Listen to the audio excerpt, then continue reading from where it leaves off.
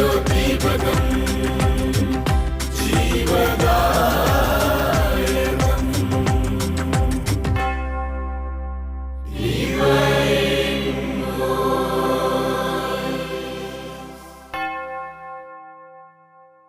ഈശോ മിശിഹായിൽ ഏറ്റവും സ്നേഹം നിറഞ്ഞ മാതാപിതാക്കന്മാരെ, പ്രിയ സഹോദരി സഹോദരന്മാരെ, കുഞ്ഞുമക്കളെ, ഗുഡ്നസ് ടി വിയുടെ എല്ലാ പ്രേക്ഷകരെയും ഒത്തിരി സ്നേഹത്തോടുകൂടെ ഡിവൈൻ വോയിസ് വചന ശുശ്രൂഷയിലേക്ക് ഏറ്റവും ഹൃദ്യമായിട്ട് സ്വാഗതം ചെയ്യുന്നു. ദൈവത്തിൻ്റെ വചനം കേൾക്കാനായിട്ട്, ദൈവവചനത്തിൻ്റെ ശക്തിയാൽ നിറയപ്പെടുവാനായിട്ട് ആഗ്രഹിച്ചുകൊണ്ട് നാം ഓരോരുത്തരും പ്രാർത്ഥിക്കുവാനായിട്ട് അണഞ്ഞിരിക്കുന്ന സമയമാണല്ലോ. ദൈവകരങ്ങളിലേക്ക് നമ്മുടെ ജീവിതങ്ങളെ നമുക്ക് ഏൽപ്പിച്ചു കൊടുക്കാം. ദൈവികമായ പരിപാലനയിൽ ആശ്രയം തേടുവാനായിട്ട്, ദൈവസ്നേഹത്തിൽ ആഴപ്പെട്ടുകൊണ്ട് ജീവിക്കുവാനായിട്ട് നമുക്ക് പരിശ്രമിക്കാം.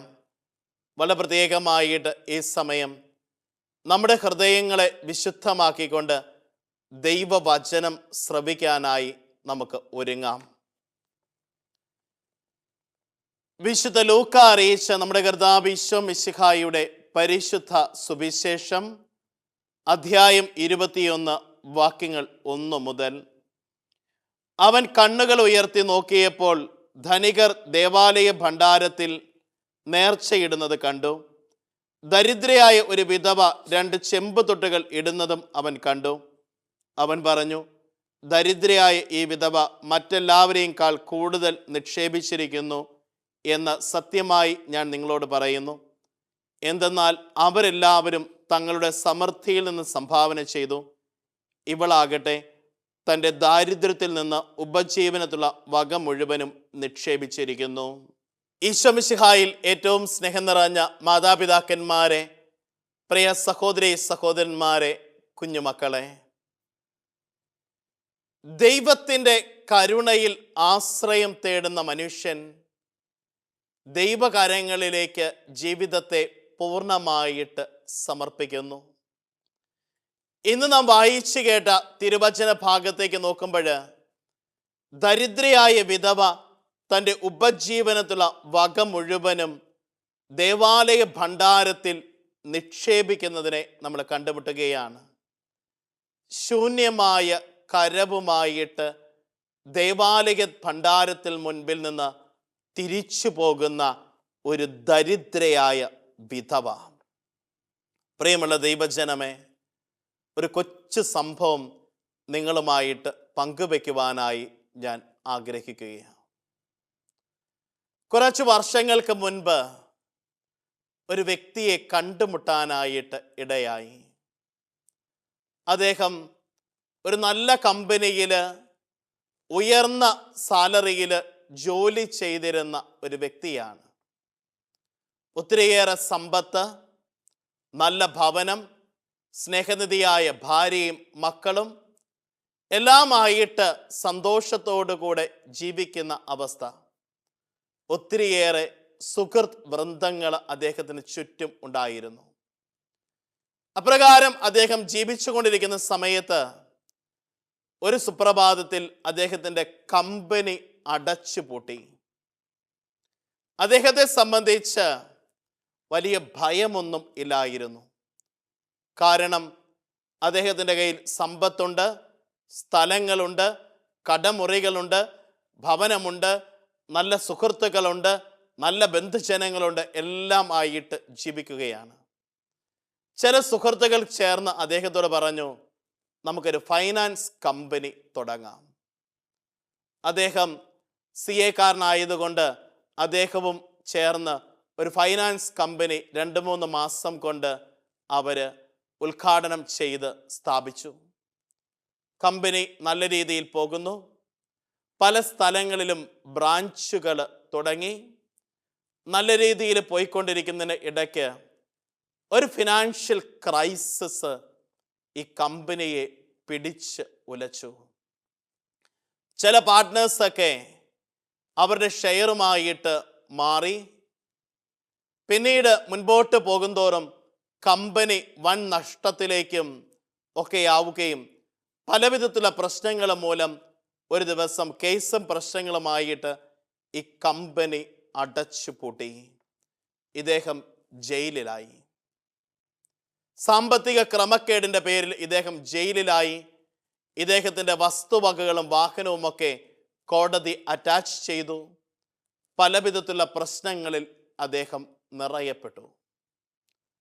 അവസാനം ജീവിത പങ്കാളിയും മക്കളും പോലും അദ്ദേഹത്തെ ഉപേക്ഷിക്കുന്ന അവസ്ഥയിൽ വന്നു. അവർ ഒരു വിദേശ രാജ്യത്തേക്ക് പോവുകയും ചെയ്തു.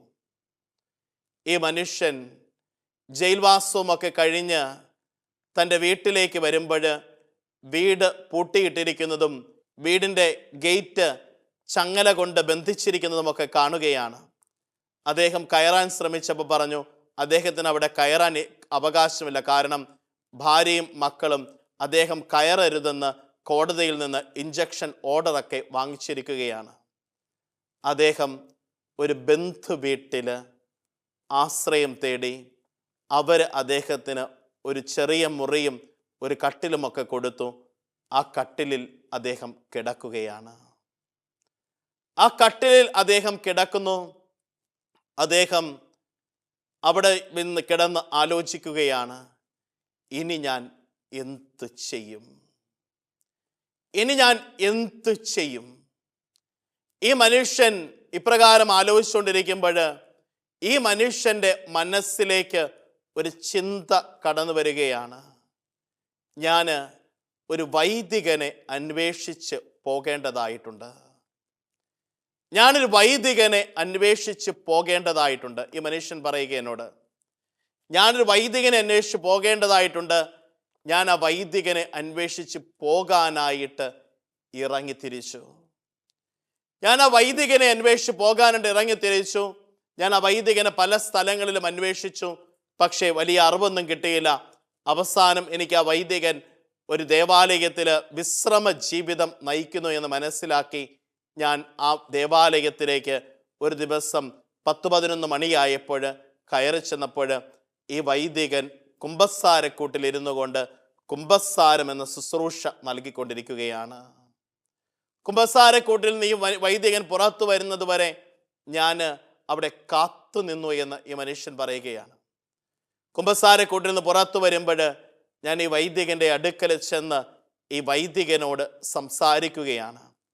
അച്ഛൻ എന്നെ മനസ്സിലായോ? ആ വൈദികൻ പറഞ്ഞു, എനിക്ക് മനസ്സിലായില്ല. വീണ്ടും പറഞ്ഞ് പരിചയപ്പെടുത്തിയപ്പോൾ ആ വൈദികൻ വർഷങ്ങളുടെ പുറകിലേക്ക് തൻ്റെ ഓർമ്മ ചലിപ്പിച്ചുകൊണ്ട് അവനോട് ചോദിച്ചു, നീ ഇന്നയാൾ ആണോ? നീ ഇന്ന ആൾ ആണോ? ആ വൈദികനോട് ആ വ്യക്തി പറഞ്ഞു, ഞാൻ ഇന്നയാളാച്ചാ, ഞാൻ ഇന്നയാളാണച്ചാ.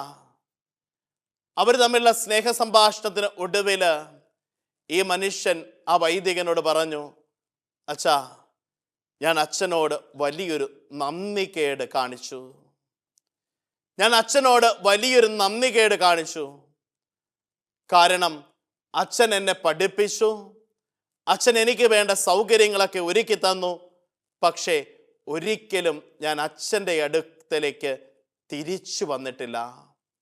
എൻ്റെ ജീവിതത്തിൽ സൗഭാഗ്യങ്ങളായി, എൻ്റെ ജീവിതത്തിൽ സുഖലോലുപതകളായി ഞാൻ അവിടെയൊക്കെ ജീവിച്ചു കൊണ്ടിരുന്നപ്പോൾ ഒരിക്കലും ഞാൻ അച്ഛനെക്കുറിച്ച് ചിന്തിച്ചിട്ടില്ല.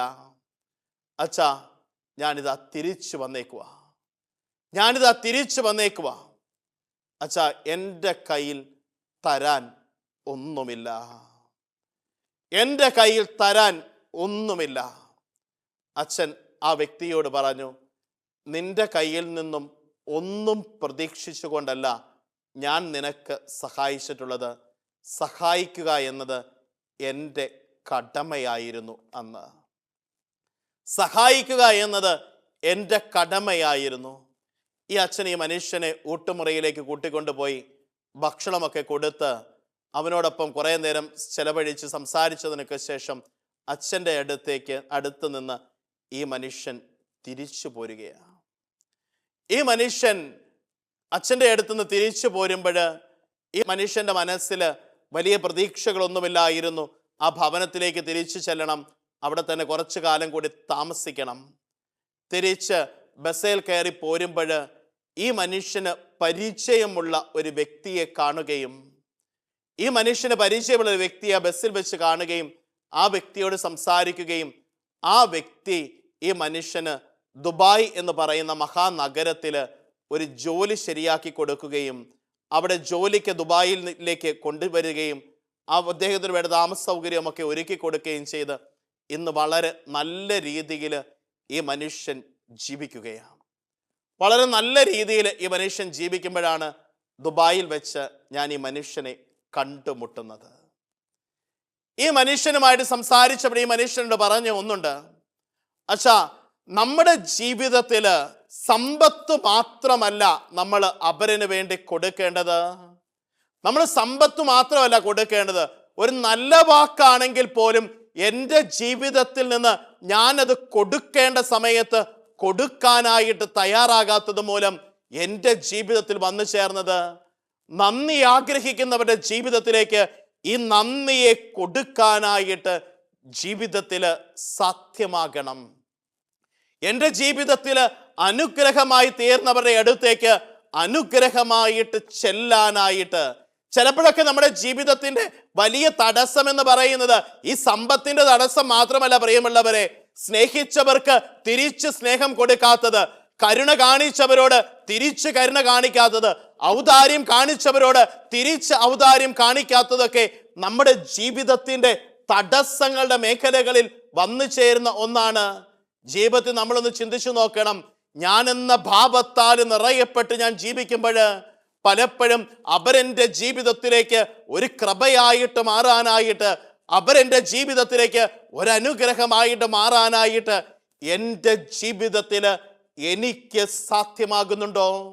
നമ്മൾ പലപ്പോഴും നമ്മുടേതായ സുഖലോലുപതകൾ സൃഷ്ടിക്കുമ്പോൾ, നമ്മുടേതായ കംഫർട്ട് സോണുകൾ നമ്മൾ ആയിരിക്കുമ്പോൾ അപരൻ്റെ വേദനയെ കാണാനായിട്ട്, അപരൻ്റെ ജീവിതത്തിലേക്ക് ഒരു അനുഗ്രഹമായിട്ട് മാറാനായിട്ട് എനിക്ക് ജീവിതത്തിൽ പറ്റുന്നുണ്ടോ?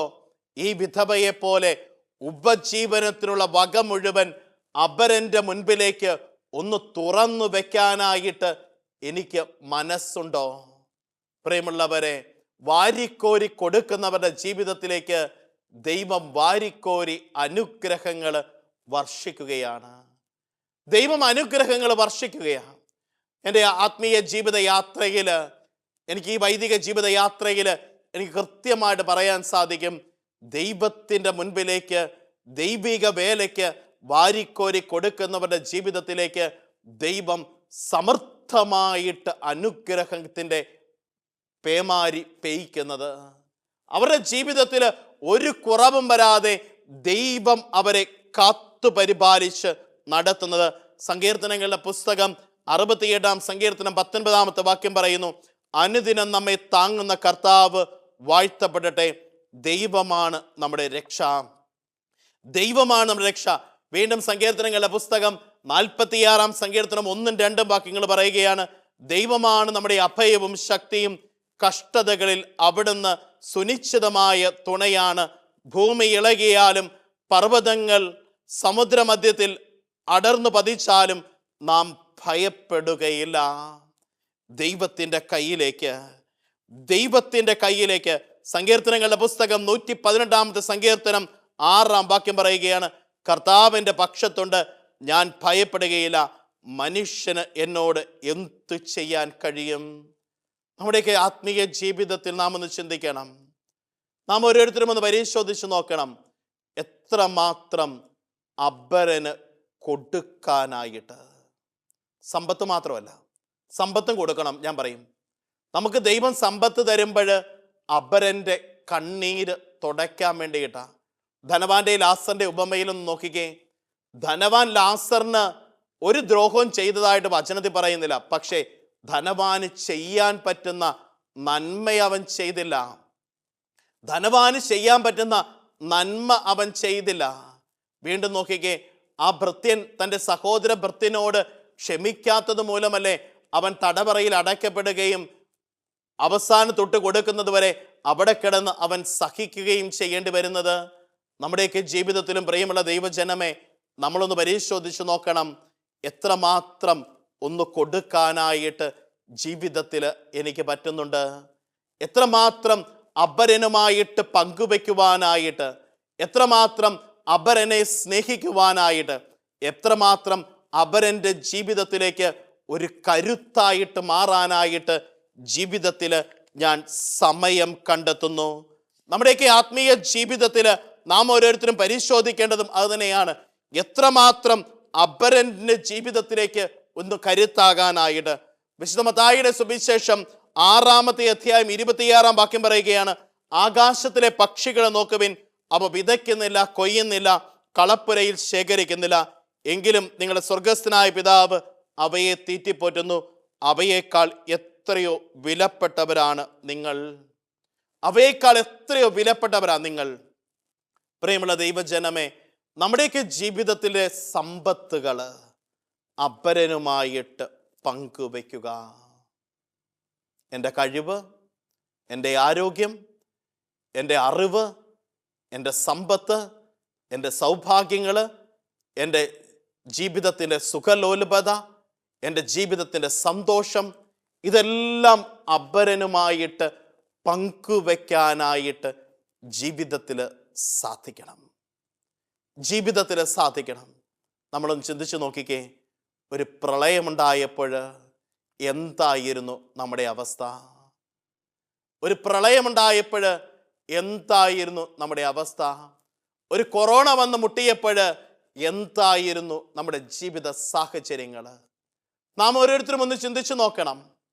നാം ഓരോരുത്തരും ജീവിതത്തിൽ ഒന്ന് ചിന്തിച്ചു നോക്കണം.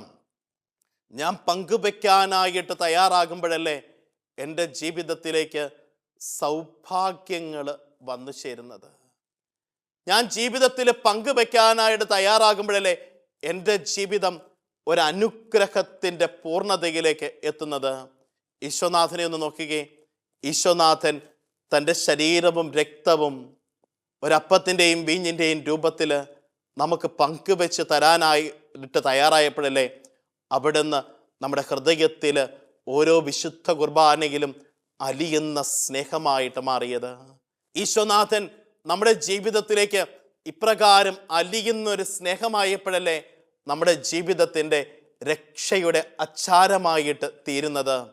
വീണ്ടും നോക്കുകയെ, പിതാവായ ദൈവം ലോകത്തെ അത്രമാത്രം സ്നേഹിച്ചു തൻ്റെ ഏകജാതനെ നൽകുവാൻ തക്കവണ്ണം.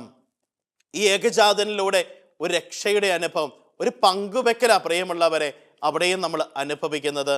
തിരുവചനത്തിൽ നമ്മൾ കണ്ടുമുട്ടിയതുപോലെ വിധവയുടെ കൊച്ചുകാശ് പോലെ എൻ്റെ ജീവിതത്തിൻ്റെ ചെറുതും വലുതുമായ പങ്കുവെക്കലുകൾ, എൻ്റെ ജീവിതത്തിൻ്റെ ചെറുതും വലുതുമായ പങ്കുവെക്കലുകൾ അപരൻ്റെ ജീവിതത്തിൻ്റെ വലിയ ശക്തിയായിട്ട് മാറാനായിട്ട് ജീവിതത്തിൽ സാധ്യമാവുകയാണ്. നമ്മുടെയൊക്കെ വിശ്വാസ ജീവിതത്തിലേക്ക് നാം ഒന്ന് കണ്ണോടിക്കാനായിട്ട് നമുക്ക് സാധിക്കണം. നമ്മളൊന്ന് ചിന്തിച്ചു നോക്കിക്കേ, അപരന് വേണ്ടി പ്രാർത്ഥിക്കാനായിട്ട് എനിക്ക് പറ്റുന്നുണ്ടോ? ഇന്ന് പലരും കാണാറുണ്ട്, ഒത്തിരി പേര് പ്രാർത്ഥിക്കുന്നവരെ കാണാറുണ്ട്. ചിലപ്പോഴൊക്കെ തോന്നാറുണ്ട്, ഈ പ്രാർത്ഥനകൾ അപരന് വേണ്ടി കൂടി ആയാൽ എത്രമാത്രം അനുഗ്രഹങ്ങൾ, സ്വർഗത്തിൻ്റെ വിധാനങ്ങൾ തുറന്ന് ദൈവം ഭൂമിയിലേക്ക് ഒഴുക്കും. പലപ്പോഴും നമ്മൾ പ്രാർത്ഥിക്കുന്നത് എങ്ങനെയാ? എൻ്റെ കാര്യത്തിന് വേണ്ടിയിട്ട്, എൻ്റെ ജീവിതത്തിന് വേണ്ടിയിട്ട്, എൻ്റെ ഭവനത്തിന് വേണ്ടിയിട്ട്, എൻ്റെ മക്കൾക്ക് വേണ്ടിയിട്ട്, എൻ്റെ സഹോദരങ്ങൾക്ക് വേണ്ടിയിട്ട്. അതൊന്ന് മാറ്റിയൊന്ന് അപരന് വേണ്ടിയിട്ട്, അപരൻ്റെ ജീവിതത്തിന് വേണ്ടിയിട്ട് ഒന്ന് മാധ്യസ്ഥം യാചിച്ച് പ്രാർത്ഥിക്കുവാനൊക്കെ ആയിട്ട് ജീവിതത്തിൽ തയ്യാറാകുമ്പോൾ വലിയ കൃപകളല്ലേ ജീവിതത്തിൽ സംഭവിക്കുന്നത്? വലിയൊരു അനുഗ്രഹമല്ലേ ജീവിതത്തിൽ സംഭവിക്കുന്നത്? ഇസ്രായേൽ ജനത്തിൻ്റെ ജീവിതത്തിലേക്ക് നോക്കിക്കേ. ഇസ്രായേൽ ജനം തേനും പാലും ഒഴുകുന്ന കാനാൽ ദേശത്തേക്ക് പോകുമ്പോൾ അവരുടെ ജീവിതത്തിൽ എന്നാ സംഭവിക്കുന്നത്? അവർ അപരന് വേണ്ടിയിട്ട് പ്രാർത്ഥിക്കുകയാണ്. അവർ തങ്ങളുടെ ചുറ്റുമുള്ളവരെ ചേർത്ത് പിടിക്കുകയാണ്. മോശ സമാഗമ കൂടാരത്തിൽ പ്രവേശിക്കുമ്പോൾ സമാഗമ കൂടാരത്തിൻ്റെ ഉള്ളിൽ മോശ ഒരു സ്നേഹിതനോട് എന്നതുപോലെ ദൈവത്തോട് സംസാരിക്കുമ്പോൾ ജനം എന്താ ചെയ്യുന്നത്? തങ്ങളുടെ തന്നെ കൂടാരത്തിൻ്റെ മുൻപിൽ മുട്ടുകുത്തി നിന്നുകൊണ്ട് തീക്ഷണമായിട്ട് പ്രാർത്ഥിക്കുകയാണ്. ആ ഒരു പ്രാർത്ഥനയ്ക്കുണ്ടല്ലോ പ്രിയമുള്ള ദൈവജനമേ ഒരു വലിയ ശക്തിയുണ്ട്. ആ ഒരു പ്രാർത്ഥനയ്ക്ക് പ്രിയമുള്ള ദൈവജനമേ വലിയൊരു കരുത്തുണ്ട്. നമ്മുടെയൊക്കെ ജീവിതത്തിലും ഇപ്രകാരം അപരന് വേണ്ടി പ്രാർത്ഥിക്കുവാനൊക്കെ ആയിട്ട്, അപരൻ്റെ ജീവിതത്തെ ശക്തിപ്പെടുത്തിക്കൊണ്ട് അപരൻ്റെ ജീവിതത്തെ ഒന്ന് വിശുദ്ധീകരിക്കുവാനായിട്ട് ജീവിതത്തിൽ നമുക്കും സാധ്യമാകണം. നമ്മുടെയൊക്കെ ജീവിതത്തിൽ നമ്മൾ ചിന്തിക്കണം. കൊളോസസുകാർക്ക് എഴുതിയ ലേഖനം 1-ാമത്തെ അധ്യായം 20-ാമത്തെ വാക്യം പറയുകയാണ്, സ്വർഗത്തിലും ഭൂമിയിലുമുള്ള എല്ലാ വസ്തുക്കളെയും അവനിലൂടെ അവിടുന്ന് തന്നോട് അനുരഞ്ജിപ്പിക്കുകയും അവൻ കുരിശിൽ ചിന്തിയ രക്തം വഴി സമാധാനം സ്ഥാപിക്കുകയും ചെയ്തിരിക്കുകയാണ്. എല്ലാ വസ്തുക്കളും തമ്പുരാനോടാണ് ചേർക്കപ്പെട്ടിരിക്കുന്നത്. ഞാനൊന്നും പിടിച്ചു വെച്ചിട്ട് കാര്യമില്ല.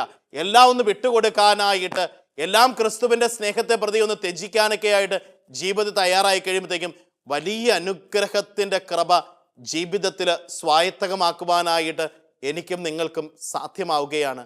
ദൈവികമായ പരിപാലനയ്ക്ക് ജീവിതത്തെ വിട്ടുകൊടുക്കാം. ദൈവസ്നേഹത്തിൻ്റെ തണലിലേക്ക് ജീവിതത്തെ ഒന്ന് പങ്കുവെക്കാം. പ്രിയമുള്ള ദൈവജനമേ, നാം ഓരോരുത്തരും ഒന്ന് ചിന്തിക്കണം. ഒരു വിശുദ്ധീകരണം ഇന്ന് ഈ നിമിഷം എൻ്റെ ജീവിതത്തിൽ സാധ്യമാക്കണം.